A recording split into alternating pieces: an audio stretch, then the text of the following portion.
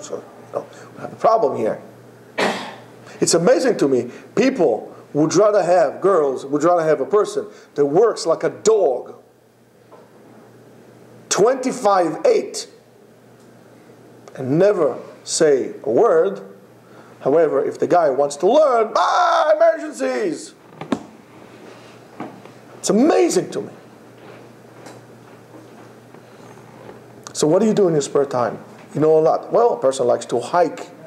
A person likes to take, I have a hobby. I paint, I play the guitar, I play the piano, I volunteer. You learn a lot about the person, what they do with their free time. If a person does nothing, I just chill out in my free time, you are going to have a major problem. Major problem. You're going to be there for decoration, no more than that. You're never going to be a part of that person's life because you're going to interrupt their chilling out time. Do you have a rabbi? Or do you have a rabbi? Do you have a spiritual mentor, somebody who would guide you spiritually? Our way of life is different. Judaism is a way of life. And in order to walk in the path of life, you need somebody to guide you. Do you have a rabbi? Do you have somebody you consult with? We don't all have the questions to our answers. So who do we ask? Who do you go? Who do you consider to be an authority or an appropriate mentor for you that would guide? I don't need anybody. Guess what? I don't need you either. Who is your rabbi? What's your relationship with your rabbi? Or with your rabbi, mentor, / whatever it is? Are you spiritually growing? Are you looking for a person who is spiritually growing? Or are you very comfortable where you are? Because if a person is looking to grow spiritually and the other person is not, we're going to have a problem. In other words, do you share any kind of a common denominator, any building blocks that are common to you, that you can start building this relationship? Children, let me tell you this. If you tell me you love someone because you dated them X amount of times, I'm going to tell you this, you don't know what love is. And I hope that you one day will. Most likely you won't. Most of us confuse physical attraction with love. Most of us confuse dependability or being dependent on another person as love. You don't know what love is. Love is only after you merge together to become one. Throughout the hardship of life. Sam, give me some water. Excuse me. Throughout the hardship of life, throughout the difficulties, how would you manage to get through them? Look into each other, eye to eye, walking hand in hand, with a smile on your face when you see the other person. There are many cliches in music. One of the cliches is, what's his name, this guy? Bryan Adams. Baby, when I look at your eyes, I'm in heaven. Right? It's a song when I was a kid. You guys weren't even born yet. You know it, huh? Once a cliche, always a cliche. But that's true. It doesn't make a difference what you're going through, but when you look at your spouse's eyes, it's all over. It's all, nothing matters. When your body is not going to function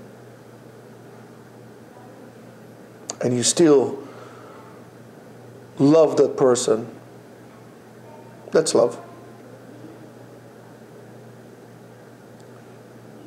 Don't confuse lust with love. Love is oneness. When you feel one with the other person. Not that you want to die for the person, more so that you want to live with the person. That's love. Most people don't love. They didn't experience love. To feel like, if you want to feel that, go on a roller coaster. It's the same thing as you love. That's not love. That's the same thing, the same feeling that you get. But let's try to see you if you have it after 30 years being married. Then we can say you probably have love. You probably do. After 3 months dating, it's not love.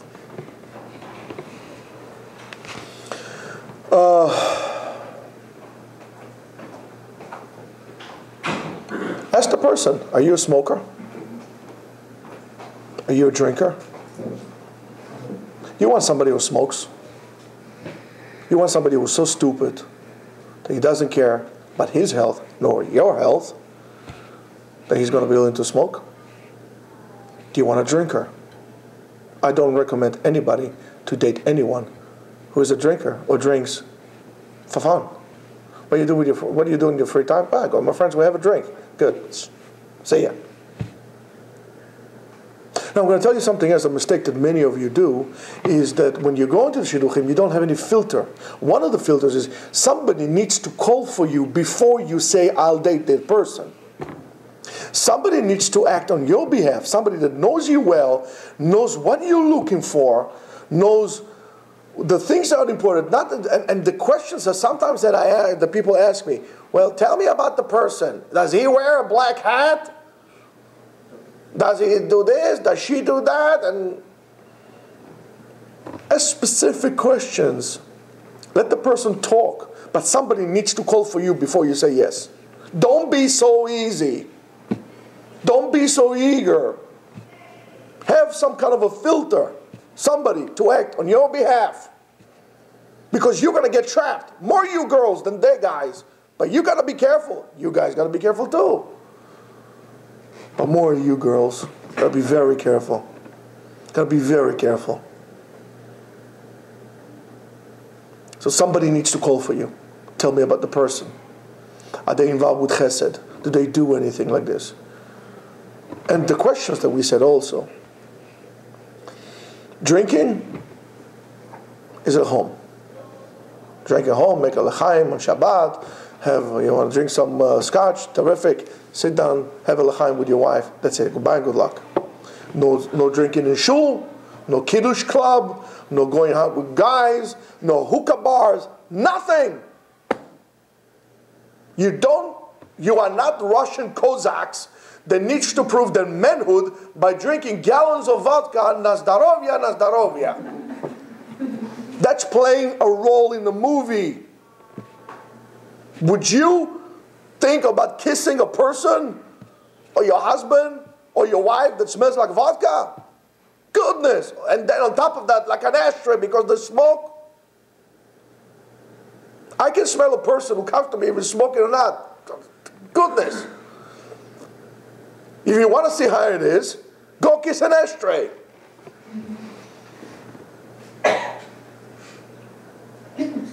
For me, it's important. That's why I brought it up, that you should ask this question. I don't think it's positive that a person smokes or drinks. Not for a Ben Torah, not for a Bat Israel.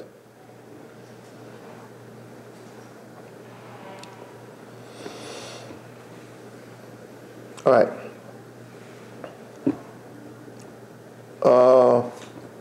Quick off track is also the mistake that people make in the first dates is where do they go to first dates? Don't go to restaurants. Don't go to a romantic restaurant where the lights are dim, so on and so forth. Try to meet during the day or in a lit place. I don't recommend to go at night on a first date. Why? Because you're not going to play a movie role. You're going to maybe be engaged in one, if not the most important decision of your life. You need to see how the people act. You need to see how the people act around other people. For example, if the person is generous to the waiter, if he's generous to the cab driver, if you're taking a cab, or to a homeless person, brother, can you spare a dime? Or whatever today is $1, Or if somebody cuts him off, how does he act when somebody cuts him off? Does he need to prove something? Does he drive like a lunatic? Do you want to be like that? Do you want to have a person who drives like a lunatic? That's more for you girls.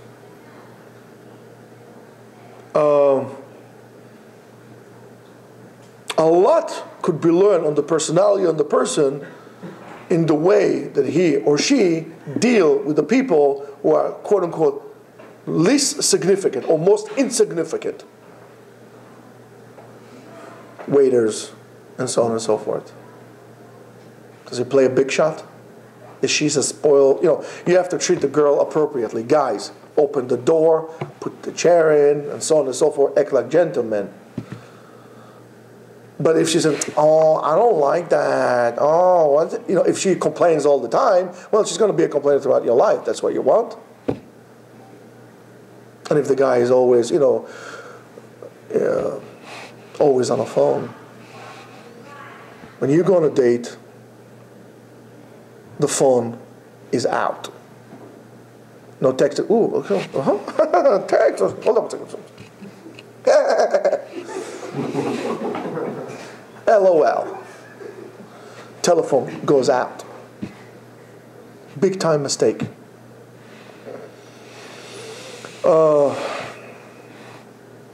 If you date, for example, and everything is good and everything goes fine, don't count on it too much, because it could be that the person is just a nice person and no more than that. You can go out with a person, you have a great time, and just nice people, a chilled out person, but there's nothing there, or they're not interested. Don't count on it too much. Be more practical, less laughing, don't laugh. I mean, don't be a stiff, but no cracking jokes, no pranks, nothing of that sort. This is a serious matter. Because most of the time what will happen, again, you'll have a great time together, you'll laugh, oh man, she knows so many jokes, and so on and so forth. You had a great date, but nothing practical came out of it. You're going on a date to see if that person is for you. You're not going on a red carpet event for the people to take pictures of you. You're going on a very serious matter. That will be determined the quality of your children and the way you're going to be treated. Or what you call your miserable life or great life. After you go on a date, it's very important that you speak to your mentor or your Rebbe or your rabbi to actually analyze, because what happens is we tend to lie to ourselves more than we ever dare to lie to anybody else. And that's the problem. You need somebody who is objective to help you decide. It's important that somebody will have some intellect as well, to tell you things that you might not be so willing to hear from yourselves, and they have to tell you the truth. Don't speak to your friends or to family about your experiences. That's for you. When you go on a date, don't talk about things you did before. I once dated this girl, let me tell you, oh my goodness, she was such a... Whatever you did in the past stays in the past, nobody's business. Unless, of course, you wanted to say something about the mistake that you made for yourself, yet try not to talk about the past. Don't take projects. Listen, Rabbi, I'm going with this girl. She is such a wonderful person. She is this, she is that, she is this. However, she's not religious yet. I have this ability in me. I see it. I can make her. Oh, Rabbi, this guy is so nice, and he treats me. No, so? Well, he's not Shomer Shabbat. I can make him. You can't do anything. You can barely change yourself. Barely change yourself. Can't change anyone. Drop it. It's not for you. It's not for you. Don't take projects. You're not contractors. You're not project managers. You're looking to get married to the right person. That will give you the wrong person. The reason, by the way, you don't tell people about it Oh, I'm going out, for example, I'm going out with Ari, I'm going out with David, I'm going with Sam, and so on and so forth, is because then, argument's sake, let's say, for example, Veronica.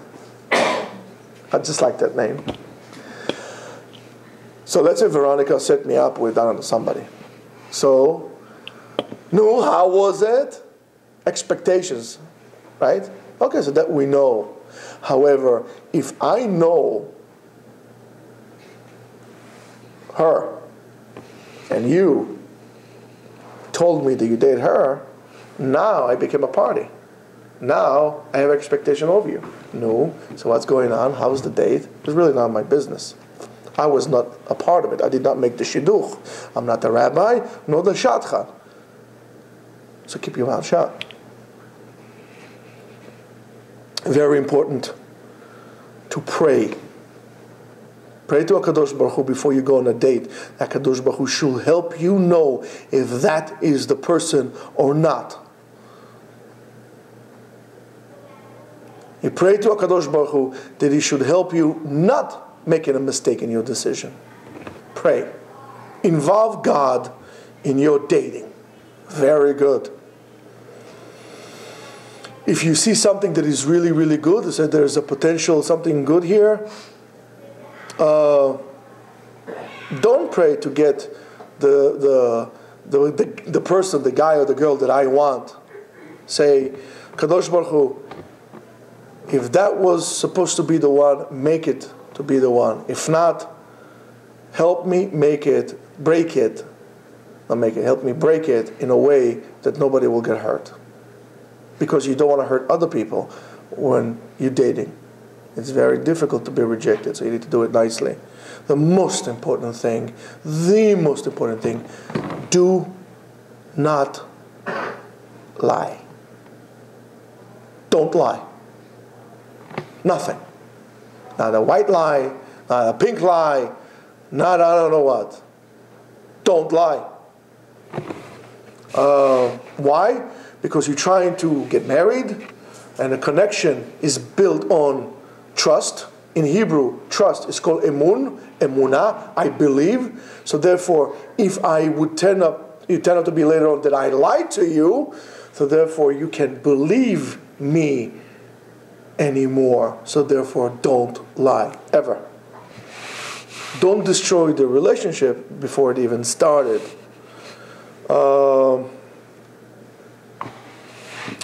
Very important. Don't drag your we almost finished. Don't drag it.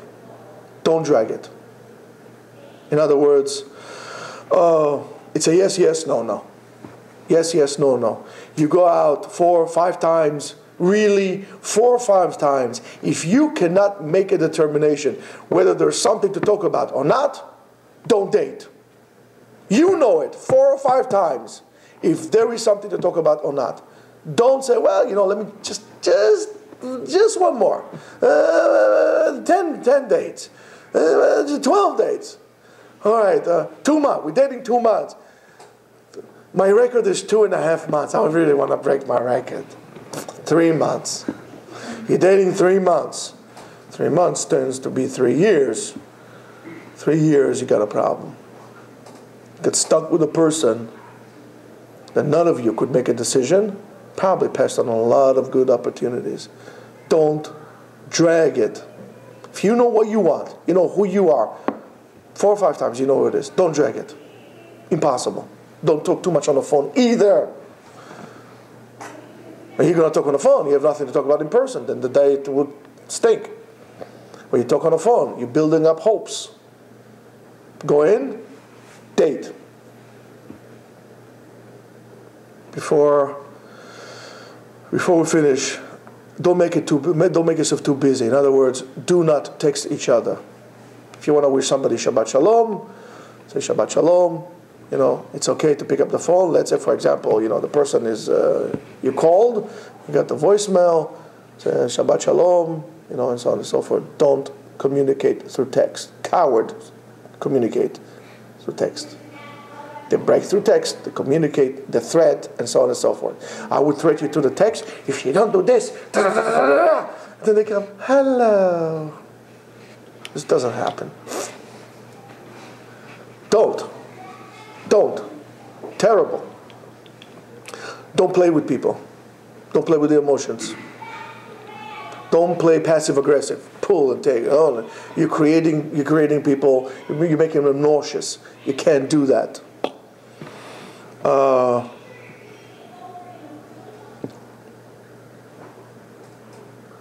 These are the games that really destroy not only marriages, not only chances, destroy you as a person as well. Because the more you involve in this not productive effort, the more bitter you'll become about the process. And then all of a sudden it's like, why does it happen to me? Guess what? Who are you going to blame?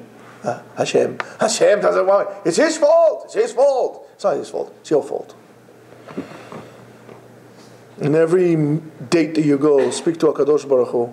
It's going to give you the power to decide with the intellect, not with your heart. You see somebody, Ayin Ro'ah, I see, Lev Chomed, the heart desires. Wait a minute. I know, this is not for me, but I like it. It's not good. Ask HaKadosh Baruch Hu to give you power to think. Emotional content. Right, Sam? Now, don't try to hold two more. Don't try to hold a connection or a relationship forcefully. If the other person does not engage, let go. There are many fish in the ocean. Person is not interested, let go. Don't play games. Don't hold it by every, please, have this one call, have that one call, have this one call, send the parent, send the federal. You see the person does not initiate any connection, or is not productive. Nice seeing you. Don't ask a person if they are shomer negiah. Why? Because you should not date anyone who is not shomer negiah. Period. Not first base, not second base, not home run, nothing. Nothing. Why? I'll tell you why. If you don't understand why, I'll tell you why. Take your best friend. Your best friend. If you're girl, take your best girlfriend. Boys, take your best boyfriend. Buy yourself a nice steak. Buy them a nice steak. Have them chew it. And spit it on the plate. And eat it. You don't want to have anybody leftovers, nor you want to be a leftover. Hold yourself with dignity. Don't fall for the pressure. Don't fall for the pressure. If you date someone and they pressure you to be physically involved, run, because your life is dependent on it. Run. It's not worth it. It's not worth it. Does it make a difference how much pressure they put on you or how accessible they are? Don't do it. Have some standards for yourself. It is your future, and the future of your children is dependent on it. Avoid it at all costs. At all costs. That's why, girls, you should marry or date a Ben Torah that understands and would respect not only the values of the Torah, will respect you as a person too. And guys, you should only date a Bat Israel Tznuah Ukshera. That would not even come across your mind, because you need a woman in which you would respect, honor, and cherish. That's what you are expected. Don't do it. It's not. It's one of those things in your life that you could never fix. You can never take it back. That moment of feeling one with the one, and it doesn't make a difference if it's girls to boys or boys to girls. That physical contact, if you do it appropriately, is the highest spiritual level in which you could be, or in which you could reach. Don't sell it for pennies. Keep yourself. Evaluate yourself. Hold yourself to a standard. Hold yourself to a B'nai Torah. Act like one, dress like one, think like one. And you too. You don't deserve anything less than a Ben Torah. Don't compromise on anything less than a Ben Torah. You deserve the best. And nothing less than that. Again, nothing less than a Ben Torah. So you don't have a marble countertop, nor you will drive a X350, I don't know, whatever, QRS. So what? But you'll have a husband that would love you, and you will have a wife who would love you too. And this is how you're going to prevent yourself from making a mistake and maybe initiating into the most wonderful journey of your life. Then you're going to be complete people, complete human beings, a new creature that is constituted of a feminine side and a masculine side joined together. That is a Jewish life. Don't make mistakes. Don't hesitate to say no. Search inside of you, and God bless you all.